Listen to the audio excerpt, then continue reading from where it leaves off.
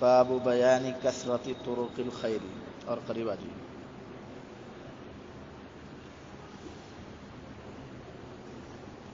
اب تک کافی اہم مباحث کا بیان ہوا. یہ عملی زندگی سے متعلق بڑا اہم باب ہے جو آج بیان کیا جائے گا. نیکی کرنے کے طریقے اس کے اندر بتلائے گئے کہ کیا کیا طریقہ ہے جس سے آپ اور ہم اللہ کی رضا اور اس کی خوشی اور اس کی خوشنودی حاصل کر سکیں. جس چیز کی ہمیں توفیق مل رہی ہے اس پر ہم اللہ کا شکر ادا کر سکیں.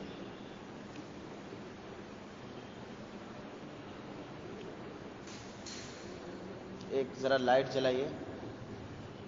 لائٹ ہلکی، بہت ہلکی لائٹ. چلیے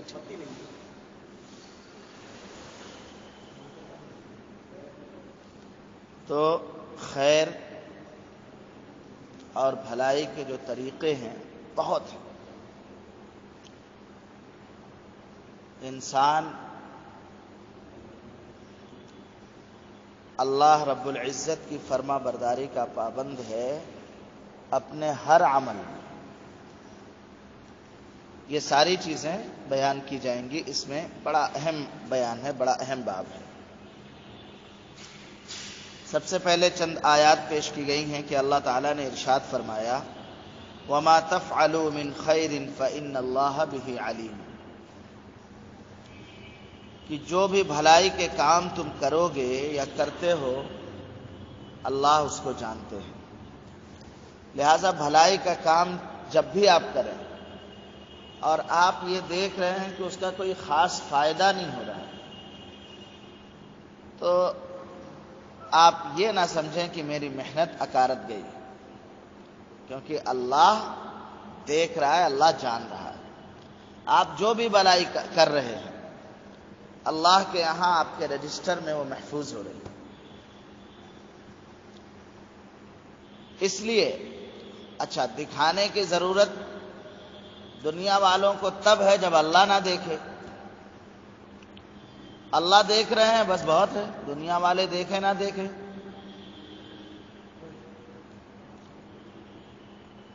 تو انسان جو بھی اچھائی کا کام کرتا ہے اللہ تعالیٰ اس کے بارے میں جانتے ہیں. وَمَا تَفْعَلُوا مِنْ خَيْرٍ يَعْلَمْهُ اللَّهُ، اور جو بھی اچھائی کا کام تم کرو گے اللہ اس کو جان لے گا. چپکے چپکے لکھا ہوا ہے کہ صدقہ یوں کرنا چاہیے کہ داہنے ہاتھ سے دیے تو بایاں ہاتھ نہ جانے.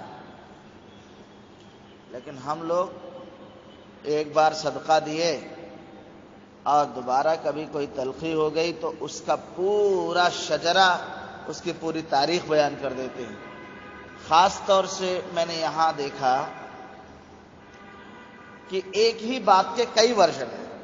کیا ہم نے ہی فلاں کو یہ چیز دلا دی، ہم نے ہی یہ کروا دیا، ہم نے ہی وہ کروا دیا. کوئی بھی تھوڑا سا اختلاف ہوا تو آدمی فوراً اسی پر آ جاتا ہے، یعنی اپنے کیے ہوئے احسانات کو گنا دیتا ہے. یاد رکھیے کہ احسان جتلا دینے کے بعد ثواب باقی رہے گا یا نہیں رہے گا. ثواب باقی رہے گا اس کی کوئی ضمانت نہیں ہے. اس لیے جب نیکی کریے تو وہ بڑا مشہور جملہ ہے، نیکی کر دریا میں ڈال. بھول جاؤ کہ تم نے کسی کے ساتھ نیکی کی ہے اگر اللہ کے یہاں اس کا اجر چاہیے.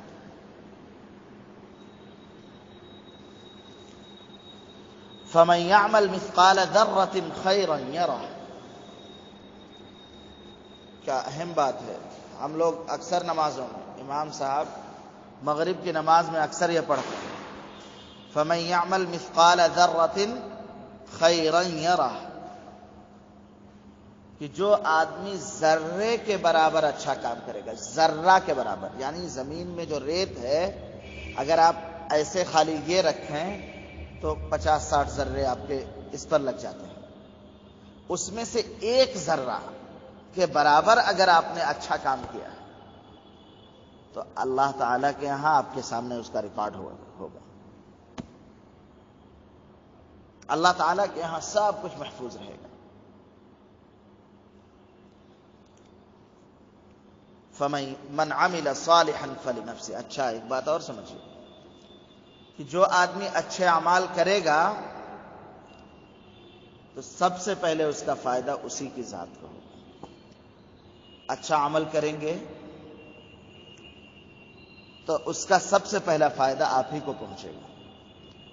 ہم تلاوت کریں گے سب سے پہلا ثواب ہم ہی کو ملے گا. ہماری زبان درست ہوگی, ہمارا ہی اللہ ہم سے خوش ہوگا, ہمارے ہی گھر کا ماحول اچھا ہوگا. من عمل صالحا فلنفسه. یہ سب آیات ہیں. ان آیات کا خلاصہ یہ ہے کہ کوئی معمولی سی بھی نیکی کرو تو اللہ ہی سے خیر کی امید رکھو. کیوں؟ اللہ جانتا ہے. لوگ کیا جانیں؟ لوگ ہمارے بدن میں کیا ہے؟ آپ میرے بارے میں کیا جانتے ہیں؟ جب بھی مجھ سے ملیں خالی میرا چہرہ دیکھیں, میرے بدن کے عیوب کی آپ کو واقفیت نہیں ہے. میرے اور اندر بدن چھوڑ دیجئے, پھر میرے اس کھال اور بال کے نیچے کے جو عیوب ہیں, جو گوشت پوست ہے, نہیں جانتے آپ. اللہ سب کچھ جانتا ہے. اس لیے اللہ تعالی پر ہی ہر عمل میں نظر رکھنی چاہیے. لوگوں سے تو جزاک اللہ کی بھی امید رکھنا غلط ہے. آپ لوگوں سے تھینک یو کی امید بھی نہ رکھیے اگر کوئی خیر کا کام کر رہے ہیں تو. بسا اوقات دیکھا گیا ہے کہ کچھ نامعقول لوگ, آپ نے ان کے ساتھ احسان کیا لیکن الٹے میں آپ کے ساتھ احسان نہیں وہ کرتے بلکہ آپ کی مخالفت کرتے ہیں. وہی لوگ جن کے ساتھ آپ نے احسان کیا ہے, جن کو آپ نے کبھی اتنی مدد کی ہے کہ وہ کھا پی رہے ہیں, وہی لوگ آپ کے خلاف کھڑے ہو کر کے اور آپ کے خلاف سازش کرتے ہیں. ایسے ہی موقع پر آپ کے جذبات کا, آپ کے اخلاص کا اور آپ کے نیت کا امتحان ہوتا ہے کہ آپ نے جو کام کیا تھا وہ پہلے جو اس کی مدد کی تھی آپ نے اس کے لیے کیا تھا, ناموری کے لیے کیا تھا, بعد میں وہ بھی میرے ساتھ احسان کرے گا اس لیے کیا تھا یا اللہ کی رضا کے لیے کیا تھا. اگر اللہ کی رضا کے لیے کیا تھا تو آپ کو اس پرانی بات پر غصہ نہیں آنا چاہیے. اس پرانی بات پر غصہ نہیں آنا چاہیے کہ میں نے تو بڑا احسان کیا اور اس نے احسان فراموشی کر دی. اور ہر خیر سے اللہ ہی کی رضا کا ارادہ کریں. یہ بڑا اہم مسئلہ ہے. آگے اب طریقے بیان کیے جائیں گے. احادیث پاک شروع ہو رہی ہیں. سب سے پہلی حدیث ہے جو بخاری اور مسلم شریف میں ہے. عن ابی ذر جندب بن جنادة رضی اللہ عنہ قال قلت یا رسول اللہ ای الاعمال افضل. اللہ کے رسول صلی اللہ علیہ وسلم سے صحابی نے پوچھا, ابو ذر جندب ابن جنادہ, انہوں نے پوچھا کہ اللہ کے رسول سب سے افضل عمل کیا ہے؟ تو آپ صلی اللہ علیہ وسلم نے فرمایا الایمان باللہ. اللہ پر 100% ایمان, اللہ ہی سے سب کچھ ہونے کا یقین, اللہ ہی میری زندگی کی روح ہے, اللہ ہی میری زندگی میں رنگ بھرتا ہے, اللہ ہی چاہے تو میری زندگی صحیح ڈھرے پر چلتی ہے, اللہ ہی چاہے تو میں کامیاب ہو سکتا ہوں, اللہ کا حکم ہی میری زندگی میں سب سے زیادہ نافذ ہے. ایمان باللہ, سب سے بہترین عمل ایمان ہے. اس کے بعد والجہاد فی سبیلہ, سب سے افضل عمل نمبر 2 اللہ کی راہ میں قتال کرنا, اللہ کی راہ میں غزوہ کرنا, اللہ کے دین کی سربلندی کے لیے دنیا سے ظلم کا خاتمہ کرنے کے لیے اسلام میں جو جہاد کا تصور ہے وہ لوگوں کو ستانے کے لیے نہیں ہے. یاد رکھیے اس بات کو. یہ ٹی وی والوں کے پروپیگنڈے سے متاثر نہیں ہونا چاہیے. اسلام میں جہاد، کبھی اس پر تفصیل سے پورا موضوع انشاءاللہ کھولیں گے، بات کریں گے کہ جہاد کے اصل میں حقیقت کیا ہے. اور جو بھی حقیقت ہے ہمارے لیے بہرحال یہ عقیدے کا حصہ ہے کہ قیامت تک جہاد چلنے والا ہے. اور اللہ کے کلمے کو بلند کرنا. بھائی آپ کے گھر میں آپ کی بات چلے گی کہ میری بات چلے گی؟ آپ کی بات چلے گی. اللہ کی زمین میں اللہ کا نظام نہیں چلے گا، کفر کا نظام چلے گا. ہے اللہ کی زمین ہے، اللہ نے بنایا ہے، تو اللہ کی زمین میں اللہ کی تخلیق کردہ چیز میں کسی اور کا نظام کیسے چل سکتا ہے؟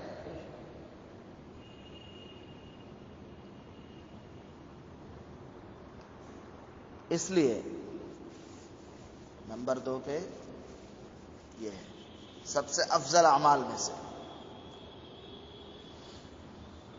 صحابہ کرام رضوان اللہ علیہم اجمعین شوق شہادت میں پاگل ہوئے جاتے تھے کہ اللہ کی راہ میں میرے خون کا آخری قطرہ بہہ جائے. بڑے تو بڑے، چھوٹے بھی کم نہیں تھے. چھوٹے کا جو ہے کو ریجیکٹ کر دیا گیا، نہیں تم چھوٹے ہو، تم نہیں جا سکتے. تو اس نے کشتی کرنے کا مطالبہ کیا. واقعہ ہے نا حضرت سمرہ اور حضرت جندب کا، کہ کہا گیا کہ آپ جو ہے آپ نہیں جا سکتے، بچے ہیں. تو انہوں نے کہا کہ لیکن میں مضبوط ہوں، میں ان کو ہرا سکتا ہوں. اچھا، بڑے کا سلیکشن ہو گیا کہ وہ بڑا ہے، چھوٹے کا سلیکشن نہیں ہوا. تو کہنے لگا کہ کشتی کروا دیجئے، اگر میں جیت گیا تو لے چلیے گا، نہیں تو نہیں لے چلیے گا. جانتے ہیں کہ یہ جان دینے کا سفر ہے، یہ جان دینے کا سفر ہے. ان کے بھی ماں باپ ہوا کرتے تھے، لیکن وہ شوق میں پاگل ہے، کیونکہ وہ اس دنیا کی حقیقت کو جانتے ہیں. اس دنیا سے جتنے جلدی آدمی کو فرصت مل جائے، آزمائشوں سے، پریشانیوں سے، اور اللہ کے یہاں مقام و مرتبہ حاصل ہو جائے، ایک دن تو جانا ہی ہے سب کو. چاہے بستر پر رگڑ کر کے، ہاسپٹل میں پوسٹ مارٹم کروا کر کے، چاہے شان سے نیزے پہ سر بلند ہو کر کے، جانا تو ہے. صحابہ نے اس حقیقت کو سمجھا ہوا تھا. اور یاد رکھیے کہ اگر انہوں نے ظلم کے خلاف، کفر کے خلاف محاذ آرائی نہ کی ہوتی تو اسلام یہاں تک نہیں پہنچتا.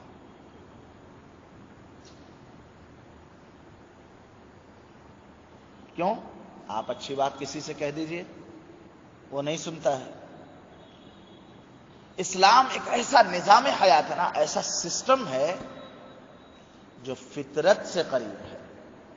آج بھی جو لوگ سلیم الطبع ہوں گے ان کو اسلام کی تعلیم جچ جائے گی، بھا جائے گی. اسلام نے سب کا خیال کیا. آپ سوچئے کہ آپ گھر بیچ رہے ہیں، میرا ان سے بہت یارانہ ہے، بہت مان لیجیے دوستی، اور میرا گھر یہ لینا چاہ رہے ہیں، لیکن میرے لیے جائز نہیں ہے کہ میں ان سے بیچوں جب تک میں اپنے پڑوسی کو نہیں بتا دوں گا.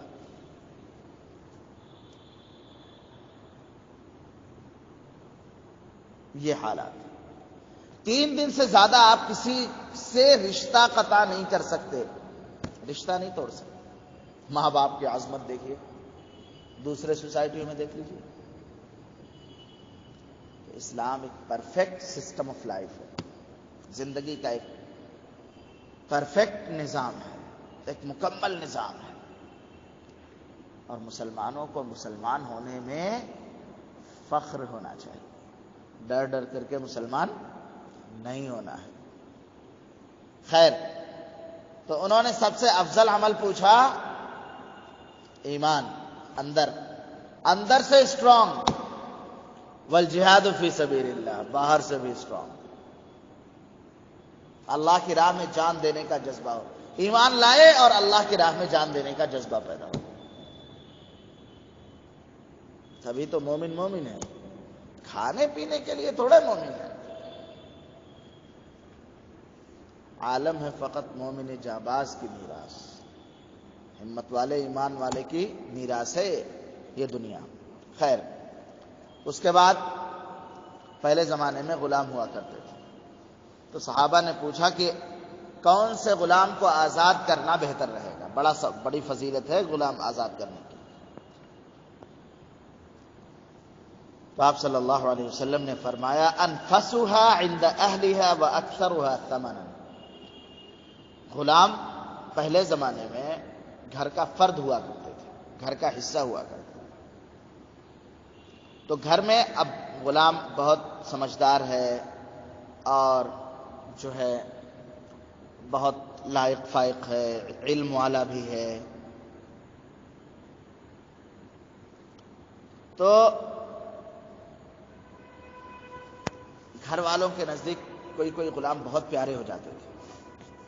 آج بھی آپ کے دکان میں کام کرنے والے کچھ بہت قریب ہو جاتے ہیں، یہاں تک کہ آپ اس پر اپنی اولاد سے زیادہ بھروسہ کرنے لگتے ہیں، ایسے ہی غلام ہوتے ہیں۔ تو گھر والوں کے نزدیک جو سب سے پیارا ہو اور جس کی مارکیٹ میں بھی بہت زیادہ قیمت ہو، غلام بیچے اور خریدے جاتے تھے۔ تو ایسا غلام کو آزاد کرنا جو قیمتی بھی ہو اور گھر والوں کے نزدیک پیارا ہو، ایسا غلام آزاد کرنا یہ بڑی فضیلت کی چیز ہے۔ صحابی نے عرض کیا کہ اگر میرے پاس یہ پوزیشن نہ ہو، یعنی میں غلام نہ آزاد کر سکتا ہوں، میں بہت پیسے والا نہیں ہوں،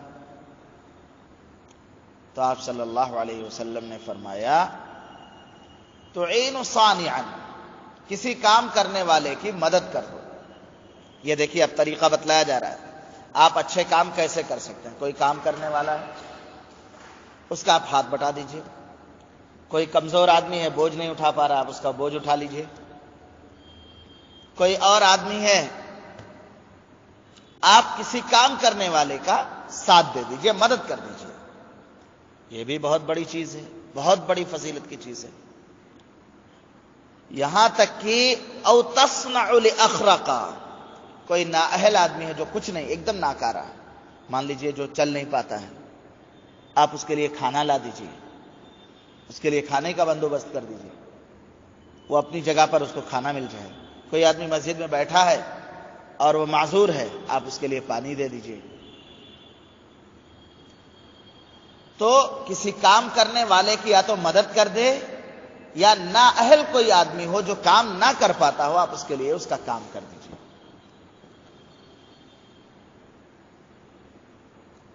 یہ بھی بہت فضیلت کی چیز ہے۔ پھر انہوں نے کہا، دیکھیے کہ میں نے کہا یا رسول اللہ، آپ کا کیا خیال ہے اگر میں یہ بھی کم کر پاؤں، یعنی میں کسی کی مدد بھی نہ کر پاؤں، کسی کے کام میں ہاتھ بھی نہ بٹا پاؤں، کسی نہ کام کر سکنے والے کو، کسی نااہل کا میں ساتھ بھی نہ دے پاؤں۔ آپ صلی اللہ علیہ وسلم نے فائنل بات کہی، اور ہم لوگوں کے لیے وہ سب سے پہلی چیز ہے، کیا؟ تکف شرک عن الناس، تم لوگوں سے اپنی شرارت کو دور کرو، تم لوگوں کو تکلیف نہ پہنچاؤ۔ اتنا تو کر سکتے بھائی، تم کسی کی مدد نہیں کر سکتے، کوئی بات نہیں، تم غلام آزاد نہیں کر سکتے، کوئی بات نہیں، تم کسی ناکارہ کا کام نہیں کر سکتے، کوئی بات نہیں، اتنا تو کرو کہ تم اپنی برائی لوگوں سے روک دو، یعنی تم کسی کے ساتھ برا نہ کرو۔ ایک مسلمان کسی کے ساتھ برا کرے یہ انتہائی درجے کی، انتہائی ذلت اور شرمندگی کی چیز ہے۔ مسلمان کسی کے ساتھ برا معاملہ کر ہی نہیں سکتا۔ فَإِنَّهَا صَدَقَةٌ مِّنْكَ عَلَى نَفْسِكَ، اللہ کے رسول صلی اللہ علیہ وسلم فرما رہے ہیں کہ یہ صدقہ ہے تمہاری طرف سے تمہیں پر، یعنی یہ جو یہ ہے کہ تم اپنی برائی لوگوں سے روک دو گے، لوگوں کو تکلیف نہیں پہنچاؤ گے، لوگوں کے ساتھ کوئی شرارت نہیں کرو گے، تو یہ تم اپنی جان پر بڑا احسان کر رہے ہو۔ یہ خیر خواہی تو کم از کم کرنی ہی چاہیے، ہم سب کو لازم پکڑنا چاہیے کہ ہم کم از کم اگر ہو سکے تو لوگوں کا ساتھ دیں، لوگوں کی خیر خواہی کریں۔ آج کل کے حالات میں دیکھیے، میں آپ کو بتاؤں، اس وقت فکری الغار، فکری حملے بہت زیادہ ہو رہے ہیں، ارتداد کی بہت زیادہ آندھیاں چل رہی ہیں۔ ہمارے مسلمان بھائی معمولی روپیوں کے لیے کفر اختیار کر لے رہے ہیں۔ مسلمان بچیاں چند سالوں کے اندر، صرف ایک شہر کے اندر 140 بچیوں نے ہندوؤں کے ساتھ شادی کی، اور باقاعدہ اس کی پلاننگ کے ساتھ یہ سارے کام کیے جا رہے ہیں۔ ہمارے گھروں میں بیٹھی ہماری بیٹی، اس کا ایمان سلامت ہے یا نہیں ہے ہمیں پتہ نہیں ہے۔ بہت فکر کرنے کی ضرورت ہے۔ ابھی یہاں تماشا ہو، 50 لوگ، 100 لوگ، 2000 لوگ جمع ہو جائیں گے، لیکن دین کی بات سننے کے لیے کسی کے پاس وقت نہیں۔ ایسے تو چھوڑ دیجئے بھائی، ڈیجیٹلی سن لو، بہت سے اللہ والوں کے بیان ہیں، روزانہ 10 منٹ اپنے گھر میں تھوڑی دیر موبائل چالو کر لو، سارے گھر میں گانا بیٹا چلا رہا ہے، چلے گا، بیٹی کچھ اور کہانی دیکھ رہی، چلے گا، ماں کچھ اور سن رہی ہے، چلے گا، لیکن تربیتی بات گھروں میں نہیں ہوتی۔ ہمارے گھر کفر کے اڈے بن چکے ہیں، اور ضرورت ہے کہ ہم سب بیدار ہو جائیں، ورنہ جس طریقے سے ارتداد کی آندھی چل رہی ہے، جس طریقے سے ایمان سے بیزاری لوگوں میں پھیل رہی ہے، یہ بہت خطرناک ہے، ہم سب کو سمجھنا چاہیے۔ خیر، اگلی حدیث ہے، ہمارا جو بدن ہے نا، ہمارے بدن میں کل کتنے جوڑ ہیں پتہ ہے؟ 360 جوڑ۔ اس بدن میں 360 جوڑ ہیں، آپ صلی اللہ علیہ وسلم نے بتایا، یہ میڈیکل ہے۔ دیکھیے، میڈیکلی بھی آپ صلی اللہ علیہ وسلم کو بہت ساری چیزیں اللہ تعالیٰ بتاتے تھے۔ 360 جو ہمارے جوڑ ہیں ہمارے بدن میں، سب ایک دوسرے سے ملا ہوا ہے۔ دیکھیے، کہیں سے کچھ الگ نہیں ہے، سب ایک دوسرے سے ملا ہوا ہے۔ جو الگ ہو گیا وہ برباد ہو گیا۔ ایسے ہی پوری مسلم سوسائٹی ہے۔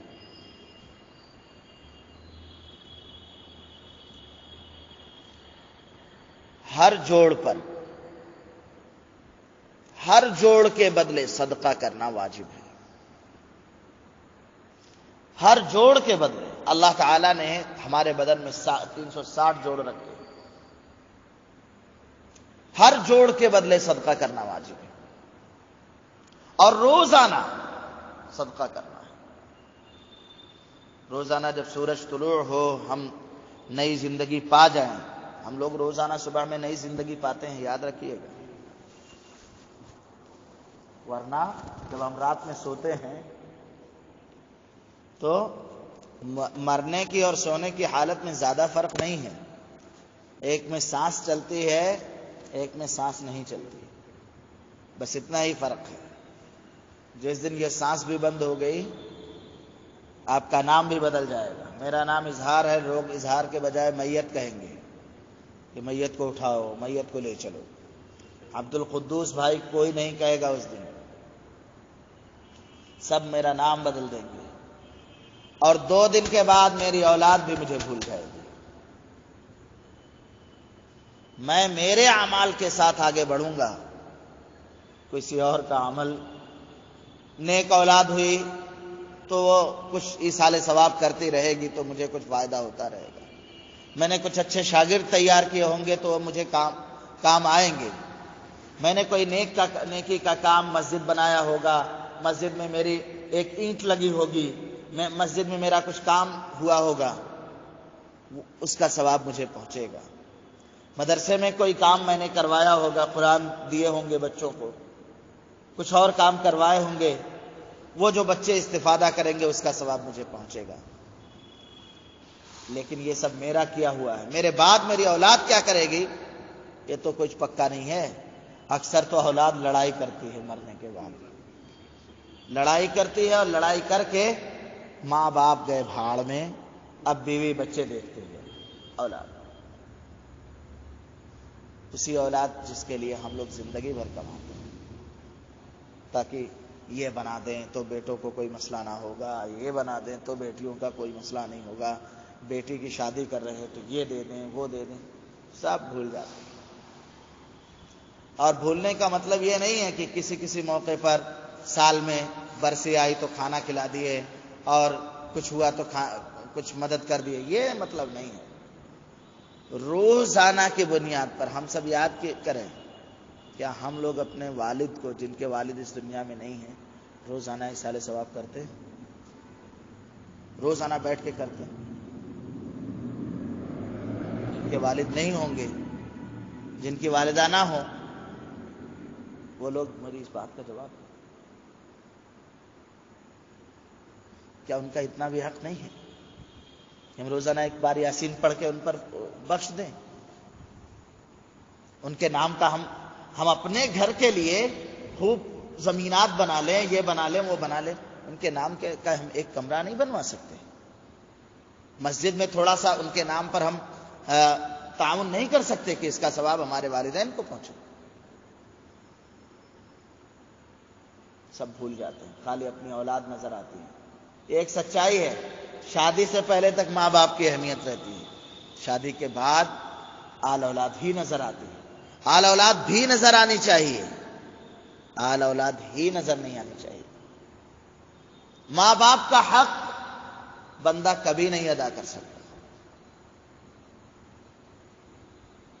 اولاد کو اچھی زندگی دینا چاہیے، یہ بات صحیح ہے، لیکن ماں باپ کو بھلا دینا چاہیے، کیا یہ بات صحیح ہے؟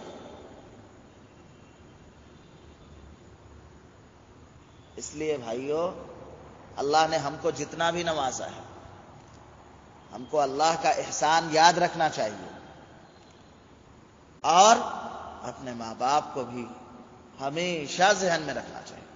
روزانہ بیٹھیے، ایک وقت فکس کریے کہ میں اس وقت بیٹھوں گا اور اپنے ماں باپ کے لیے ایصال ثواب کروں گا. ماں باپ چھوڑ دیجیے، آپ کے نانا نانی رہے ہوں گے بچپن میں، انہوں نے کتنا پیار کیا ہوگا. دادا دادی رہے ہوں گے، انہوں نے کتنا چاہا ہوگا. آپ کے جب شادی ہوئی تو آپ کے ساس سسر رہے ہوں گے. ان سب کو بھی تو ضرورت ہے. یہاں سے جانے کے بعد سارا سلسلہ ختم ہو جاتا. سوچئے، اگر ہم تھوڑا سا ان کے لیے کر دیں گے تو احسان مند ہوں گے. ہم جب کسی قبرستان سے گزرتے ہیں تو اس قبر کے مردے انتظار کرتے ہیں کہ ہم کو کچھ دے کر کے جائیں. کچھ پڑھتے ہوئے گزر جانا چاہیے تاکہ اس کا ثواب ان کو پہنچے. آپ کے ثواب میں کوئی کمی نہیں ہوگی، اس میں ملٹیپلیکیشن ہوتا جاتا ہے، بڑھتا جاتا ہے. آپ کو ملا اتنا آپ کو بھی ملے گا، پھر اتنا ان مردوں کو بھی ملے گا، اور ہر ایک کو اتنا ملے گا. ایسا نہیں ہے کہ 1000 ہے تو بٹوارا ہو جائے، ایک نیکی آپ کو، ایک نیکی فلاں کو، ایک نیکی، ایسی نہیں ہے. 1000 آپ کو بھی، اور 1000 جتنے لوگوں کی نیت کریں گے سب کو پہنچے گا.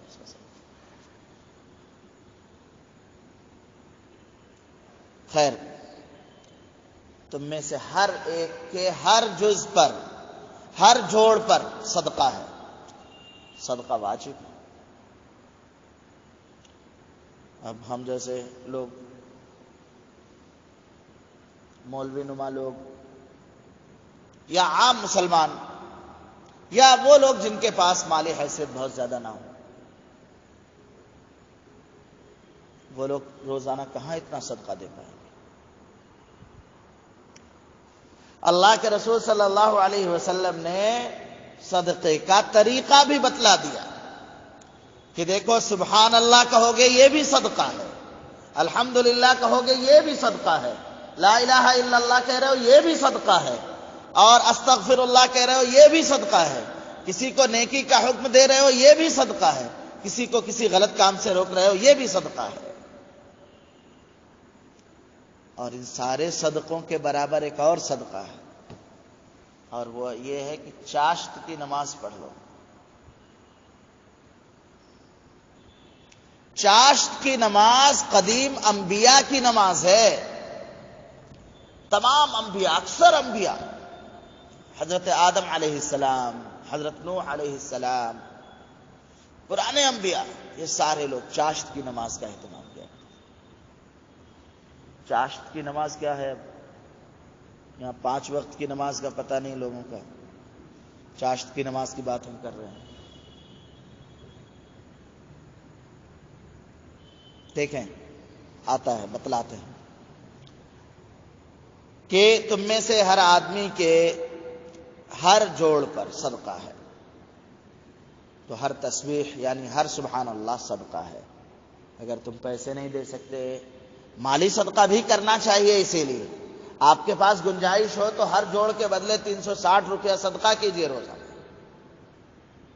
اگر وہ بھی نہیں کر سکتے تو 50 روپیہ تو کر سکتے ہیں، 10 روپیہ تو کر سکتے ہیں، 100 روپیہ تو کر سکتے ہیں، جتنی گنجائش ہو اتنی کرنی چاہیے۔ اور یاد رکھیے کہ یہ نیکی کبھی ضائع نہیں جاتی، کوئی نیکی کبھی ضائع نہیں جاتی۔ میں نے بتا دیا، اللہ تعالیٰ کے ہاں آپ دیکھیں گے، اور ہر تحمید صدقہ ہے، الحمدللہ جتنی بار کہیں گے یہ بھی صدقہ ہے۔ سوچئے کتنے مہربان ہیں ہمارے آقا صلی اللہ علیہ وسلم۔ صدقہ ضروری ہے، کہاں سے کریں؟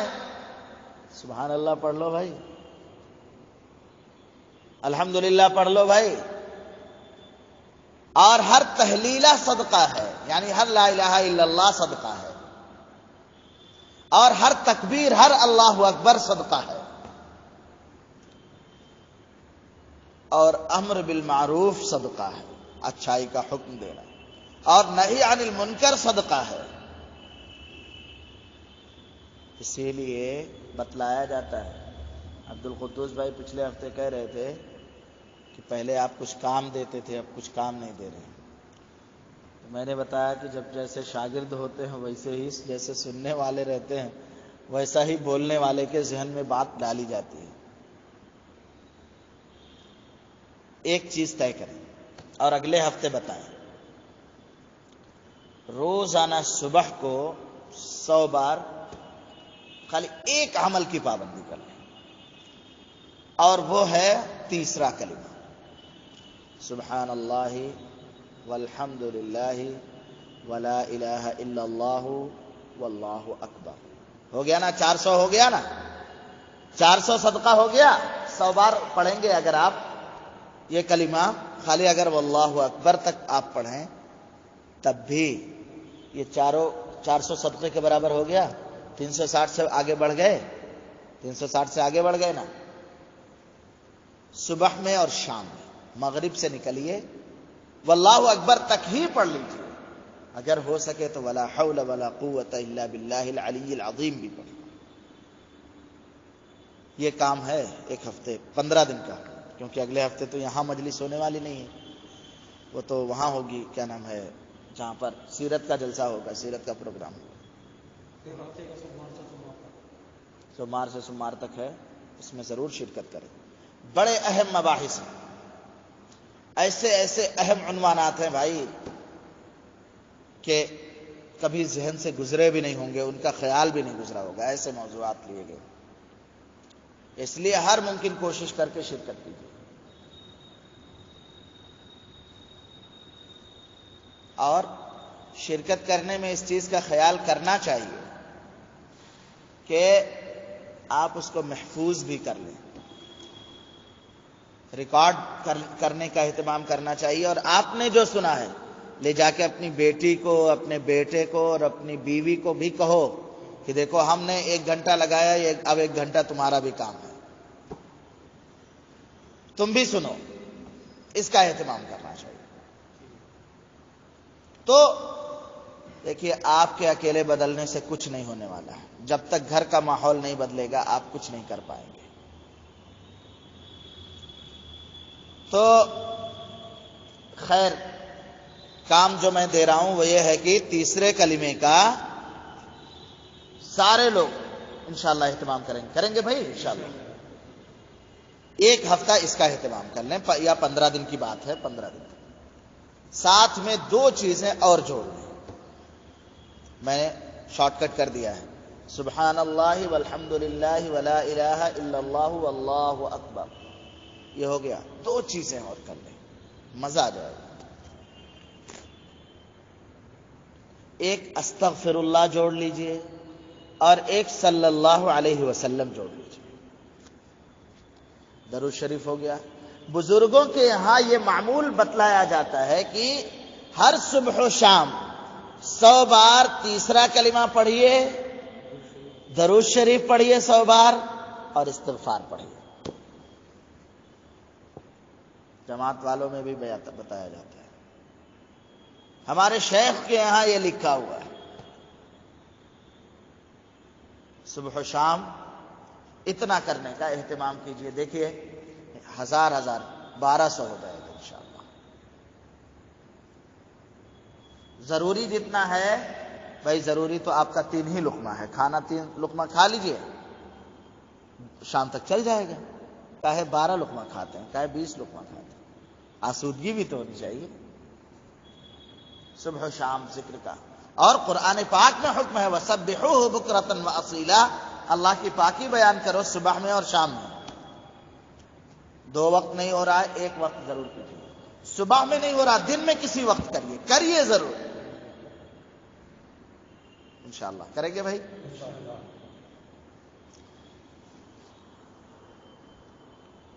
وَيُجْزِئُ مِنْ ذَلِكَ رَكْعَتَانِ. اور یہ سارے جتنے صدقے ہیں ان سب سے کفایت کرے گا، یعنی ان سب کی طرف سے کافی ہوگا 2 رکعتیں چاشت کی. اگر آپ چاشت کی 2 رکعتیں پڑھ لیں تو یہ سارے ثواب جتنا ان سب کو پڑھنے سے ملے گا انشاءاللہ اس 2 رکعت کے اہتمام سے مل جائے گا. کوشش کریں کہ اس 2 رکعت کا بھی اہتمام ہو. کیسے؟ کب؟ چاشت کا وقت آج کل ہو رہا ہوگا 9 سوا 9 بجے. اس سے لے کر کے 10 ساڑھے 10 بجے تک میں پڑھ لیں. سورج اچھے سے بلند ہو جائے پھر چاشت کا وقت شروع ہو جاتا ہے. سورج نکل جائے اچھی طرح تو اشراق کا وقت ہوتا ہے. اسی لیے 15-20 منٹ کا وقت کہا جاتا ہے. اور اچھے سے بلند ہو جائے، دنیا روشن ہو جائے تب چاشت کا وقت ہو جاتا ہے. اب تو گھڑیاں بھی ایسی مل رہی ہیں کہ آپ کو پتہ چل جائے گا. ٹائم بھی بہت ساری اس میں جنتریوں میں لگا ہوا رہتا ہے چاشت کا وقت. لیکن اللہ ماشاءاللہ پورے شہر میں شاید کوئی ایک آدمی چاشت کی نماز پڑھتا. چاشت کا خیال ہی نہیں رہتا ہم کو.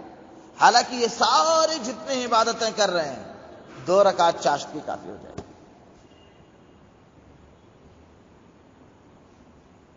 بہت بزرگوں کے یہاں اس کا بڑا اہتمام پایا جاتا ہے. آپ کام کر لیے، کام سیٹ ہو گیا، شروع ہو گیا، اب آپ گئے وضو کیے اور آپ نے 4 رکعت پڑھی.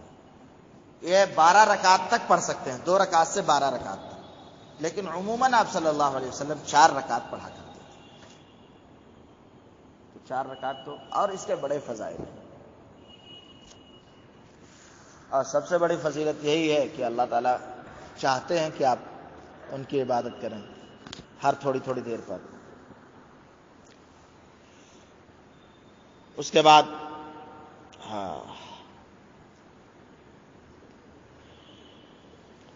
حدیث ہے کہ نبی پاک صلی اللہ علیہ وسلم نے فرمایا عرضت علی اعمال امتی حسنها وسیئها، کہ مجھ پر میری امت کے اعمال پیش کیے گئے. آپ صلی اللہ علیہ وسلم کے سامنے آپ کی امت ہم لوگوں کے اعمال پیش کیے گئے، اچھے اور برے سب. فوجدت فی محاسن اعمالها، کیا زبردست چیز ہے. تو میں نے ان کے اچھے، سب سے اچھے اعمال میں جس چیز کو پایا وہ ہے الاذى یماط عن الطریق، تکلیف دہ چیز جس کو راستے سے ہٹا دیا جائے. بہترین اعمال میں سے ہے کہ آپ تکلیف دہ چیز راستے سے ہٹا دیں. یعنی اپنی دکان بھی روڈ پر نہ ڈالیں، اپنی دکان بھی جہاں تک اللیگل ہو، لیگل جہاں تک ہے اس میں کوئی مسئلہ نہیں. کوئی آدمی کوئی گندگی پھینک آیا ہے، راستے میں لوگ گزرنے والوں کو تکلیف ہو رہی، جس چیز سے بھی راستے میں تکلیف ہو اس کو اگر آپ نے ہٹوا دیا تو بڑی فضیلت کا، بڑے اچھے کام کو آپ نے کیا. ووجدت فی مساوئ اعمالها، اور اس کے برے، سب سے برے اعمال میں سے میں نے پایا، دیکھیے، النخاعۃ تکون فی المسجد لا تدفن، ناک کی رینٹ مسجد کے اندر ڈالی جائے. یہ سب سے بدترین عمل ہے. اس میں مسجد کی تحقیر ہے. بہت سے لوگ ناک صاف کر کے یہیں ادھر ادھر لگا دیتے ہیں، حالانکہ حکم ہے کہ بھائی اس سے پہلے وضو کرو تو ناک واک صاف کر لو. وہاں پر بھی آپ ویسے چھوڑ کے نہیں آ سکتے، جب پانی مار کر کے اس کو اندر تک پہنچا دینا چاہیے. یہ بڑی بری چیز ہے. ناک کی رینٹ، ناک کے ذرات آدمی گراتا رہتا ہے. اگر خدا نخواستہ کبھی کچھ نکل بھی گیا تو آپ اپنی جیب میں رکھیے نا، باہر لے جا کے پھینک دیجیے. تھوک، مسجد میں تھوکنا لکھا ہوا ہے. اگر تحقیر کی نیت سے آدمی اور معمولی سمجھتے ہوئے کہ کوئی بات نہیں، ایسے کون سی بڑی جگہ ہے جہاں گندگی نہیں کی جا سکتی، تحقیر اگر کرے تو آدمی کافر ہو جائے گا. ہلکا سمجھ کر کے اگر مسجد کے اندر ایسی کوئی گندگی پھیلائے آدمی تو کافر ہو جائے گا. مسجد میں تھوکنا اسی طرح. یہاں جیسے مسجد کا استنجا خانہ ہے، یہ خالی نمازیوں کے لیے ہونا چاہیے. دن بھر دیکھا گیا کہ ہر مسجد، جہاں جہاں مساجد ہیں، میں نے دیکھا ہے کہ نماز کے وقت ایک آدمی آتا ہے اور ہم سب بیٹھے ہوئے، مان لیجیے وہ آیا ہمارے سامنے پیشاب کیا چلا گیا. کیوں بھائی؟ مسجد کی چیز آپ کیسے استعمال کر سکتے؟ غیر نمازی مسجد کی چیز، مسجد کا پانی گھر تو لے نہیں جا سکتے آپ، مسجد کا سامان آپ کسی کو نہیں دے سکتے. میں مفتی صاحب ہوں تو کیا ہوا، مسجد کا سامان نہیں دے سکتے صدر صاحب.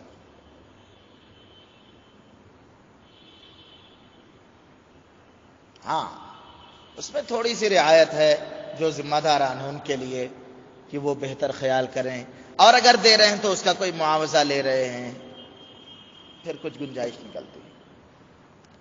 لیکن مسجد کا کی جو اہمیت ہے، مسجد کا جو مقام و مرتبہ ہے، اس کے حوالے سے بہت بیدار رہنا چاہیے. اسی لیے مسجد میں بیجا بیٹھنے سے بہتر ہے آپ اپنے گھر جائیے. مسجد میں بیٹھے ہیں تو مسجد کے آداب کا خیال کرنا ضروری ہے.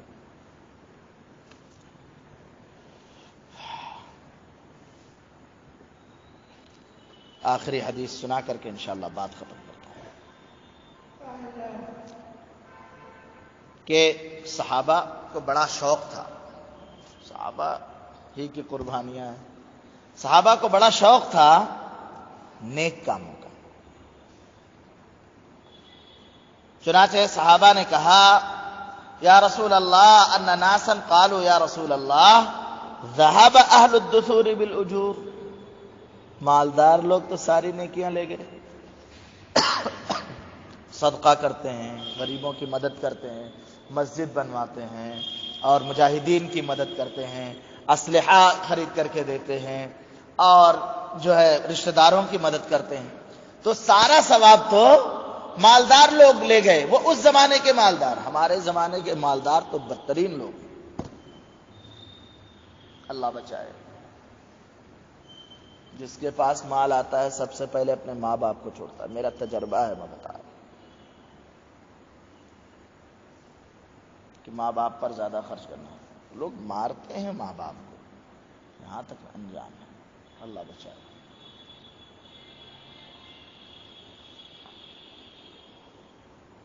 تو مالداری اگر آ رہی ہے تو جھکاؤ بھی ساتھ میں آنا چاہیے، یاد رکھیے، مالداری آ رہی ہے تو اللہ کے شکر میں اضافہ ہو جانا چاہیے، لوگوں کی مدد میں اضافہ ہو جانا چاہیے، آپ اہل خیر لوگوں میں آپ خیر کے کام کرنے والے بن جائیں، تب سمجھیے کہ آپ کا مال آپ کو صحیح جہت میں لے جا رہا ہے۔ یصلون کما نصلی، تو صحابہ کو فکر تھی کہ مالدار لوگ تو ساری فضیلتیں حاصل کر لے رہے ہیں، اب کے غریب بھی بدترین لوگ ہیں۔ غریب ہمیشہ ناشکری کرتا ہے، اللہ کی نافرمانی کرتا ہے کہ مجھے تو اللہ نے دیا ہی نہیں، جو اس طریقے سے بات کرے گا کافر ہو جائے گا کہ اللہ نے تو میرے ساتھ ناانصافی کی، اللہ کو میں ہی ملا تھا غریب بنانے کے لیے، نعوذ باللہ۔ یہ اللہ کا نظام ہے، اللہ کے نظام پر سوال نہیں کیا جاتا۔ خیر، صحابہ نے عرض کیا کہ مالدار لوگ تو سارے ثواب لے گئے، ہم لوگ کہاں جائیں؟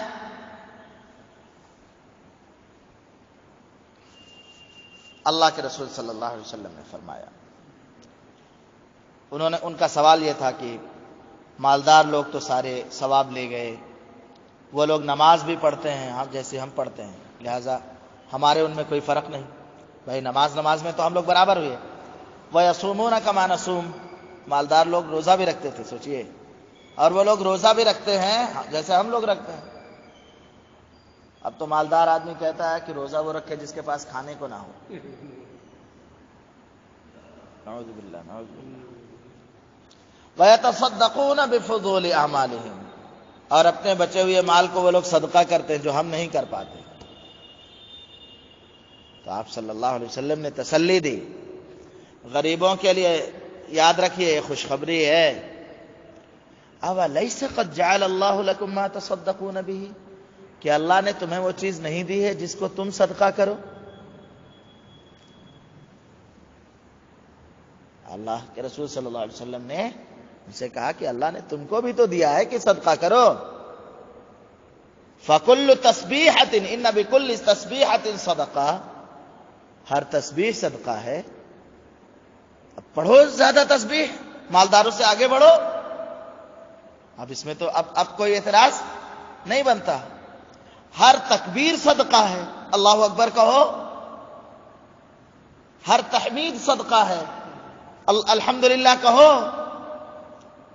ہر تحلیل صدقہ ہے، لا الہ الا اللہ کہو، امر بالمعروف صدقہ ہے، لوگوں کو بھلائی کا حکم دو، نہی عن المنکر صدقہ ہے،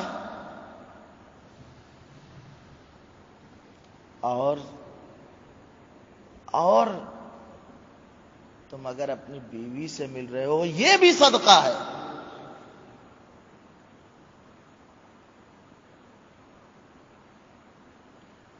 وفی بضع احدکم صدقہ، صحابہ نے عرض کیا اچھا، آدمی تو اپنی خواہش سے اپنی شہوت سے بیوی کے پاس جاتا ہے، اس میں بھی ثواب ملے گا؟ اللہ کے رسول صلی اللہ علیہ وسلم نے الٹی دلیل دے کر کے ثابت کیا، اگر وہ غلط جگہ جائے تو حرام ہے کہ نہیں ہے؟ غلط جگہ جائے تو حرام، گناہ، تو صحیح جگہ جائے گا ثواب نہیں ملے گا۔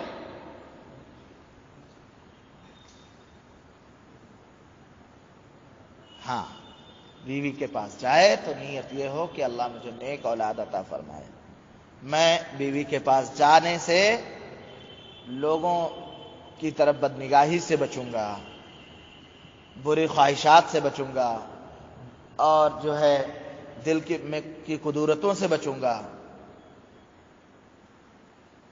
اس ارادے سے جائے. نیت وہاں بھی تھوڑی سی کر لے، نہیں کرے گا تب بھی ثواب ملے گا.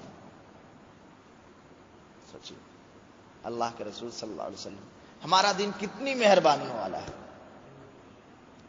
دیکھیے قالوا، انہوں نے کہا اے اللہ کے رسول، کیا ہم میں سے کوئی آدمی اپنی شہوت کے ساتھ آتا ہے اور اس کے لیے اس میں بھی اجر ہوگا؟ تو آپ صلی اللہ علیہ وسلم نے فرمایا کہ تمہارا کیا خیال ہے کہ اگر وہ اپنی شہوت کو غلط جگہ میں، حرام جگہ میں رکھے تو کیا اس پر گناہ ہوگا کہ نہیں ہوگا؟ تو اسی طرح جب وہ اس کو حلال جگہ میں رکھے گا، اپنی شہوت کو حلال جگہ میں پوری کرے گا تو اس کے لیے اجر ہوگا. اور آخری بات، آپ جو بھی اللہ نیکی کی توفیق دے اس کو کمتر نہ سمجھیں. آپ 50 بار سبحان اللہ پڑھ سکتے ہیں، مجھ سے تو کچھ نہیں ہو پا رہا ہے. آپ کو احساس ہونا چاہیے کہ اللہ کی شان کی بنسبت واقعتاً میں کچھ نہیں کر پا رہا ہوں، لیکن اللہ جو توفیق دے رہے ہیں اس کو کم نہ سمجھیے، نہ کسی کو کمتر. عموماً آدمی اپنا تو جو کرتا ہے اس کو ٹھیک سمجھتا ہے کہ میں بہت کر رہا ہوں، لیکن سامنے والا ارے بڑا گا، ایک 5 وقت جا کے فرض پڑھ لیتے ہیں، بڑا کمال کر رہے ہیں. داڑھی رکھ لیے، بڑا کمال کر لیے. یاد رکھیے یہی خالی داڑھی رکھنا نا، داڑھی بھی بڑی سمجھدار ہے کہتے ہیں لوگ، خالی مردوں کے چہرے پر آتی ہے. داڑھی بہت سمجھدار ہے. آپ کسی کی توہین نہ کیجیے. چھوٹا سا بھی کوئی کام کر رہا ہو، نیکی کا کام کر رہا ہو، آپ اس کو لے کر کے کبھی اس کو تانا نہ دیجیے، کبھی نہیں. لا تحقرن من المعروف شیئا، کوئی بھلائی کے کام کو معمولی نہ سمجھیے. جماعت والے جماعت کا کام کر رہے ہیں، آپ اس کو کمتر نہیں سمجھ سکتے. جماعت والے مسجد کی صفائی والا کام ہے، مسجد کی تعمیر کا کام ہے، مسجد میں یہ حدیث کے درس کا کام ہے. اب کوئی آدمی یہ سمجھے باہر والے کہ کئی لوگ رہتے ہیں، 3 لوگ رہتے ہیں، بند ہی کر دینا چاہیے. اس کو اگر حقارت کے ساتھ دیکھے گا تو خود تو کوئی ثواب حاصل نہیں کر رہا ہے، الٹا اپنے اوپر گناہ لے لے گا. کوئی بھلائی کے کام کو، کسی کا بھی بھلائی کا کام معمولی نہ سمجھیے. کیوں؟ اللہ کے یہاں وہی چھوٹا سا کام اگر قبول ہو گیا تو اس کا تو بیڑا پار ہو گیا. میری پوری زندگی کی عبادتوں میں ایک عبادت اگر قبول ہو گئی تو مجھے اپنے رب کے کرم سے، اس کے فضل سے، اس کی عطا سے، اس کی رحمت سے یہ امید ہے کہ اللہ مجھے اس کے طفیل بخش دے گا. میری حیثیت ہی کیا ہے اللہ کی عظمت و جلالت کے سامنے، جس کے ایک اشارے پر پوری کائنات وجود میں آ جاتی ہے، جس کے ایک حکم پر حشر و نشر قائم ہو جائے گا، جس کے ایک حکم پر یہ پوری 7 زمین و آسمان بنا دیے گئے، جس کے ایک اشارے پر یہ پورے سمندر سجا دیے گئے، حجر اور شجر بن گئے، سورج اس زمین سے کئی گنا بڑا وہ بنا دیا گیا، چاند بنایا گیا، پھر مریخ اور سارے سیارے بنائے گئے. رب کی عظمت کے سامنے میں ایک بندے بے تحقیر، میری حیثیت ہی کیا ہے کہ میں اپنے رب کے سامنے کوئی بات کر سکوں. یہ تو اس کی عطا اور اس کے فضل ہے کہ وہ میری یہ چھوٹی سی ٹوٹی پھوٹی باتوں کو وہ قبول کر لے، وہ اپنی شان کے لائق بخش کر کے، اس لائق سمجھ کر کے مجھے اعتبار بخش دے. اس لیے انسان کو یہ فٹ نہیں بیٹھتا کہ وہ اپنے بڑکپن کا اظہار کرے، اور انسان کسی سے بھی کوئی اچھا کام ہو رہا ہے. ہم مدرسے والے ہیں تو ہم کسی کو جو ہے کی تحقیر نہ کریں، اور جو دیگر شعبوں میں، سارے شعبوں میں جو لوگ کام کر رہے ہیں، جو جہاں بھی کام کر رہے ہیں، کوئی مکتب چلا رہا ہے، مکتب کا نظام چلا رہا ہے، آپ اس کو کمتر نہیں سمجھ سکتے. کسی معمولی سے معمولی عبادت کو بھی، معمولی سے معمولی نیکی کو بھی کم نہ سمجھے. یہاں تک کہ اپنے بھائی سے خندہ پیشانی سے کھلے چہرے کے ساتھ ملنا، اس کو بھی صدقہ کہا گیا، اور اس کو بھی آپ کمتر نہ سمجھیں. جب آپ اپنے بھائی سے ملے تو وجہ طلیق کے ساتھ، وجہ طلیق کے ساتھ، ہنسمکھ چہرے کے ساتھ ملے. آئیے آئیے آئیے، خیریت ہے. دیکھتے ہی آپ کا پارا گرم ہو گیا. ایسا نہیں ہونا چاہیے. آپ کو اللہ نے پیسہ دے دیا ہے، شوکت دے دی ہے، آپ سب کو مارتے ہوئے کوئی نہیں چل رہے ہیں. یہ بندوں کے لائق کام نہیں. اور کوئی بھی معمولی سی معمولی عبادت، یہاں تک کہ اپنے بھائی سے خندہ پیشانی کے ساتھ، ہنسمکھ چہرے کے ساتھ ملنا، یہ بھی، اس کو بھی کمتر نہیں سمجھنا چاہیے. خیر، آج یہیں پر بات ختم کرتے ہیں. کام آپ حضرات کا ہم نے بتا دیا ہے کہ صبح و شام انشاءاللہ ہم سب تیسرا کلمہ پڑھیں گے.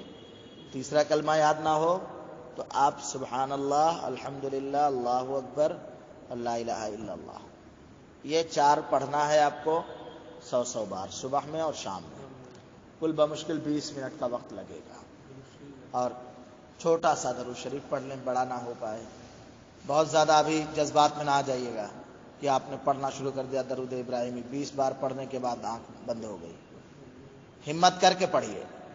اور گھر نماز پڑھنے مسجد آ رہے ہیں، گھر پہنچنے سے پہلے مسجد میں ہی پڑھ کے جائیے.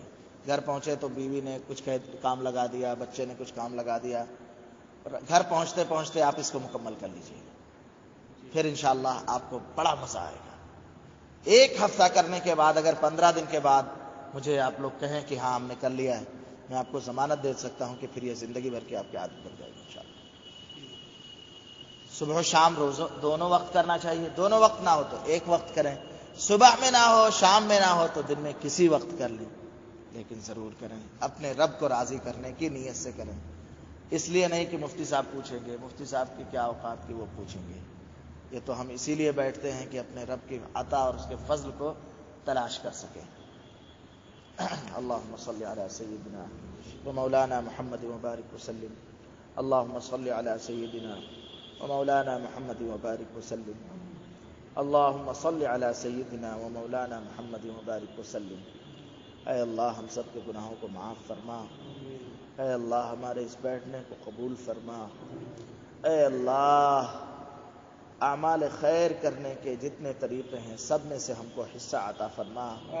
اے اللہ خیر کے کام کرنے کی توفیق عطا فرما. اے اللہ اپنی رضا والی زندگی، اپنے رضا والے اعمال ہم سب کو نصیب فرما. اے اللہ ہم سب سے آپ راضی ہو جائیے.